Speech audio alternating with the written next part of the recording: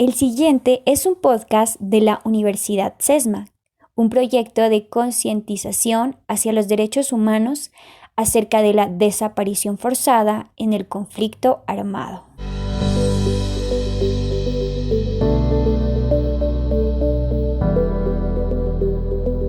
Somos estudiantes del semestre 4A del programa de Derecho.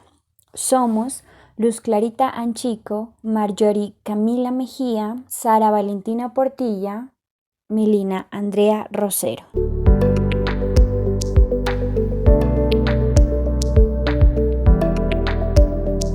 A continuación, se dará a conocer un breve relato acerca de la historia del conflicto armado y con este algunos testimonios sobre las víctimas. El conflicto armado en Colombia nace a partir de la organización de un grupo de campesinos de procedencia liberal entre 1957 y 1964, los cuales, tras el acuerdo entre los liberales y conservadores en 1957 para alternar su representación en el poder, manifiestan su acuerdo y comienzan sus protestas organizadas, reclamando al Estado colombiano una reforma agraria. Protestas que cada vez se organizaban mejor y ocupaban territorios en diferentes ciudades del país. Entonces, para mayo de 1964, alrededor de 50 ex participantes organizarían como tal un grupo armado opositor llamándose Fuerzas Armadas Revolucionarias de Colombia, el cual en sus inicios es conocido como un grupo guerrillero de reivindicación de la lucha radical agraria. Otros grupos armados reconocidos y que lograron consolidarse, como el M-19, Movimiento 19 de Abril, el cual nace a raíz de un supuesto fraude en las elecciones presidenciales de abril de 1970, también las Autodefensas Unidas de Colombia, este grupo que se desmoviliza en el gobierno de Álvaro Uribe Vélez.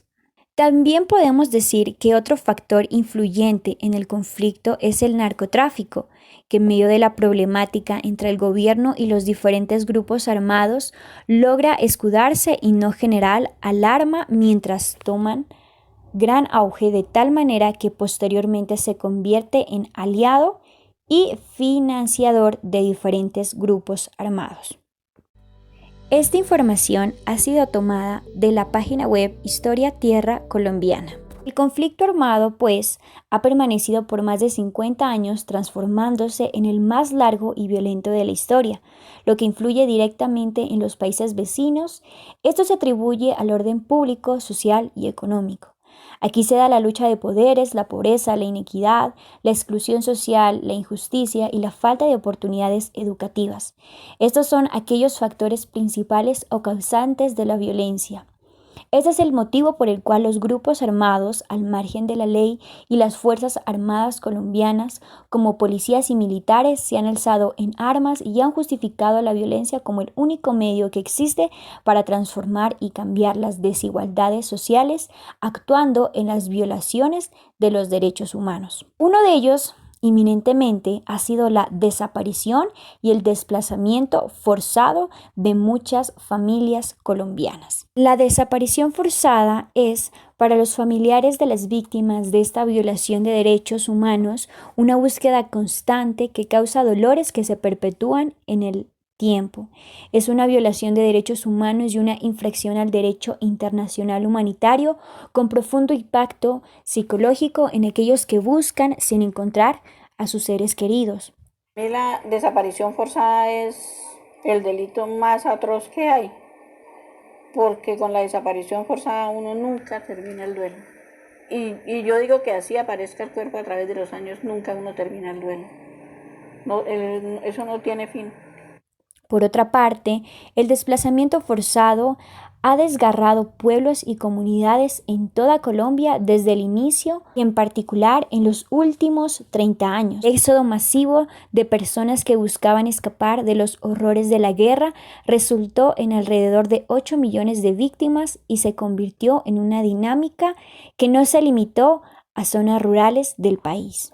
Pues fue que salimos, no porque vendimos, a la fuerza salimos, porque por nosotros no hubiéramos querido salir de ahí, sino que nos sacaron. o si no nos hubieran matado, hubiéramos muerto ya. Esta información ha sido tomada de la Comisión de la Verdad, Desaparición y Desplazamiento Forzado. Informe final, Comisión de la Verdad. A continuación, traemos un caso muy impactante e importante. Este fue sometido a la Corte el 3 de abril de 2016.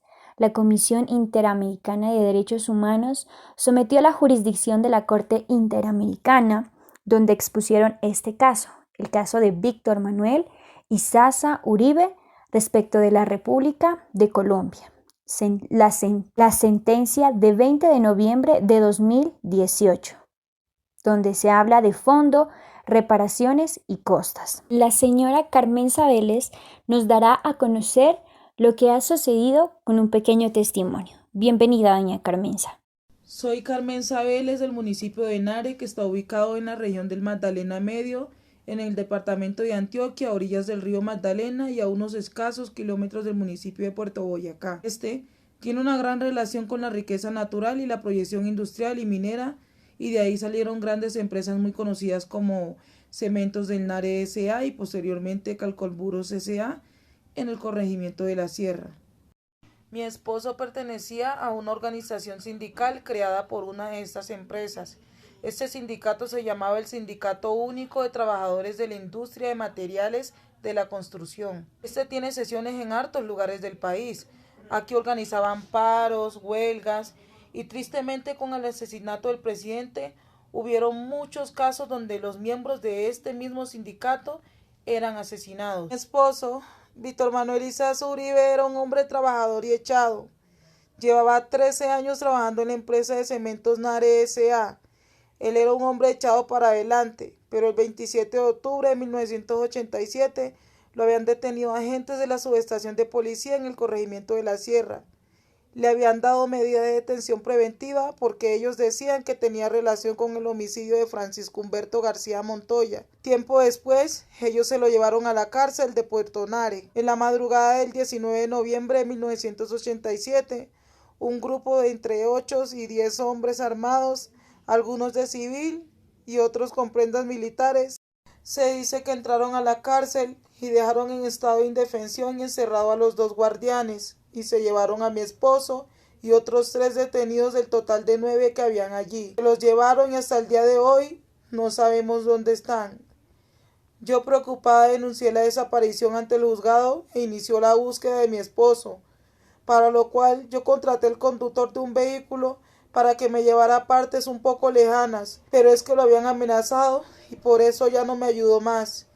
Mis hijos, Johnny Alexander y Generalesis Izaza Vélez, y yo tuvimos que salir del puerto de Nare y desplazarnos al municipio de Copacabana, Antioquia. Comentaban en muchos lugares que lo que le había pasado a mi esposo era que se había fugado de la cárcel con ayuda de los hombres armados que se lo llevaron. Supuestamente ellos lo habían ayudado a que estuviera en libertad ante la condena que sería sujeto por el homicidio que se le había atribuido. Decían esto porque había surgido un informe de un comandante que había relatado que los hombres habían dejado en ese lugar volantes que decían propagandas subversivas y alusivas al 9º Frente de las FARC. No sé qué tenía mucho que ver él ahí.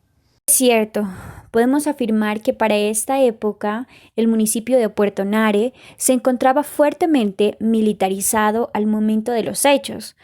Entonces es por eso que es razonable inferir que una incursión de las FARC de tal naturaleza hubiese generado algún tipo de enfrentamiento con la fuerza pública, a pesar de lo cual no existe información de este sentido.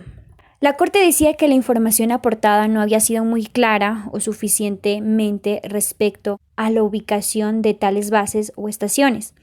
Aún así, ciertas declaraciones o documentos indican que en esa época la cárcel de Puerto Nare se encontraba cerca del puesto de guardacostas de la Armada Nacional o a pocas cuadras de la distancia de la base militar y de la estación de la Policía Nacional. Aquí lo relevante es que tampoco consta alguna explicación razonable acerca de cómo fue posible el tránsito e incursión de 10 hombres armados la noche de la desaparición del señor Izaza en Puerto Nare, sin el conocimiento o reacción de las autoridades policiales y militares destacadas en la zona. También es importante resaltar que en definida para sostener la hipótesis de la fuga propiciada por incursión de miembros de la guerrilla FARC, sería necesario partir de la premisa de que el señor Izaza tenía alguna vinculación con esta. Pero la desaparición forzada del señor Izaza Uribe fue cometida por miembros de grupos paramilitares. Entonces la comisión y los representantes sostienen que la desaparición forzada del señor Izaza Uribe fue cometida por paramilitares que operaban temporalmente en ese lugar. El Estado no tomó muy en cuenta las pruebas dadas y que no habían elementos para atribuir responsabilidad al Estado en razón de la alegada aquí, esencia entre agentes estatales y el grupo armado que ingresó a la cárcel. Pero yo les expresé que habría una hipótesis de que podría ser una represalia o una venganza particular por el referido homicidio del señor Humberto García, por el que se le acusaba a mi esposo. Yo tenía en claro que la desaparición de mi esposo con el homicidio del señor García y también la relación que pude haber con grupos paramilitares o por una supuesta amenaza de muerte proferida por este en contra de mi esposo. La desaparición del señor Izaza Uribe se enmarcaría en la serie de asesinatos y desapariciones de varios miembros del sindicato Sutimac, que ocurrieron desde 1986 y han sido atribuidos principalmente a un grupo paramilitar denominado MAS. En conclusión, la Corte declara que el Estado es responsable por la desaparición forzada del señor Víctor Manuel Izaza Uribe y, en consecuencia, por la violación de sus derechos al reconocimiento de la personalidad jurídica, la vida, la integridad personal y la libertad personal. Entonces, la comisión consideró que en esos casos que involucran la desaparición forzada de personas y la violación del derecho a la integridad psíquica y moral de los familiares de la víctima es consecuencia directa y hasta la fecha, estos no conocen el destino o el paradero del señor Izaza, no han contado con una respuesta judicial adecuada y por la violencia y el temor debieron desplazarse de Puerto Nare, por lo que el Estado violó su derecho a la integridad personal. También algunas entidades señalaron a Víctor como un miembro de las FARC y esto generó estigmatización en la familia que ahondó su destrucción y afectó gravemente los derechos de los menores en su desarrollo natural. Yo les expresé las reparaciones que merecíamos mi familia y yo en audiencia hacia el Estado. Es por eso que, en consideración de las violaciones, la obligación del Estado deberá reparar a las víctimas de este caso. El tribunal procederá a disponer las medidas dirigidas a reparar los daños ocasionados a las víctimas. El tribunal considera como parte lesionada al señor Víctor Manuel Izaza Uribe, a la señora Carmen Vélez y a los señores Johnny Alexander Izaza Vélez y a Hanner Alexis Izaza Vélez. Con ello se deberá seguir con la investigación y demostrando los avances que haya en ella, mirando el contexto y viendo otras hipótesis de participación. Con esto, sancionar a los responsables de la desaparición forzada del señor Izaza Uribe. Dicha obligación debe ser cumplida en un plazo razonable con el fin de establecer la verdad de los hechos del presente caso, tomando en cuenta que han transcurrido más de 31 años desde que sucedieron y persiste la impunidad. Con esto, la determinación del paradero e identificación de la víctima desaparecida. También se ordenó a la Fiscalía General de la Nación que disponga un plan de búsqueda adecuado y por el tiempo que sea necesario para determinar el paradero del señor Víctor Manuel Izaza Uribe o la localización de sus restos. También se deberá hacer un tratamiento médico y psicológico a los familiares gratuito y con enfoque diferencial por su condición de víctimas de un grave violación a sus derechos humanos, por el tiempo que sea necesario. Y si bien el Estado ha efectuado un reconocimiento parcial de responsabilidad en este procedimiento, que podría representar una satisfacción parcial para las víctimas frente a las violaciones declaradas en esta sentencia, con el fin de reparar el daño causado y evitar la repetición de hechos similares. En cuanto al daño material, la Corte dispone en equidad que el Estado deberá pagar la cantidad de $96.000 de los Estados Unidos de América por concepto de daño material. El 50% de la indemnización se repartirá por partes iguales entre los señores John Alexander Isaza Vélez y Hanner Alexis Isaza Vélez, y el otro 50% deberá ser entregado a la señora Mensa Vélez en el plazo establecido al afecto. En cuanto a los daños inmateriales alegados, la sentencia puede constituir por sí misma una forma de reparación.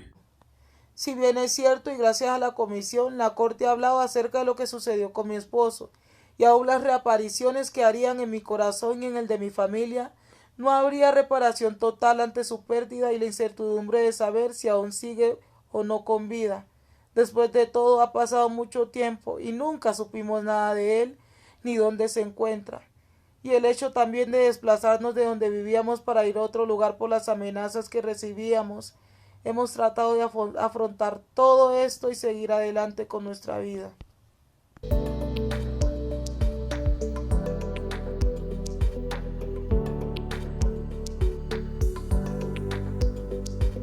Es por eso que concluimos que, como en este caso de Víctor Manuel Isaza Uribe y de su familia, se presentan muchos en el país año tras año. En su misión de aportar a la verdad, la comisión, según la integración final de datos realizada por el proyecto conjunto JEP-CEB-HRDAG, puede afirmar que entre 1985 y 2016 existen alrededor de 121.768 personas que fueron desaparecidas forzosamente en Colombia. Las dificultades en la denuncia y acceso a la justicia implican que el universo de las víctimas sea mucho más amplio de lo que se registra. Por medio de modelos estadísticos que analizan el subregistro potencial, el proyecto permite estimar que el universo de víctimas de desaparición forzada en Colombia puede llegar alrededor de las 210.000 víctimas. Cuando se habla de desaparición forzada, son víctimas tanto las 210.000 víctimas estimadas como los familiares que se enfrentan a su ausencia. El no encontrar a quien falta causa en los familiares de los desaparecidos una herida abierta con la que transitan la mayoría de las veces de manera interminable.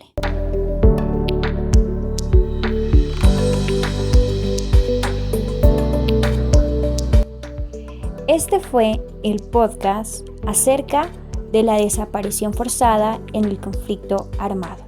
Muchas gracias.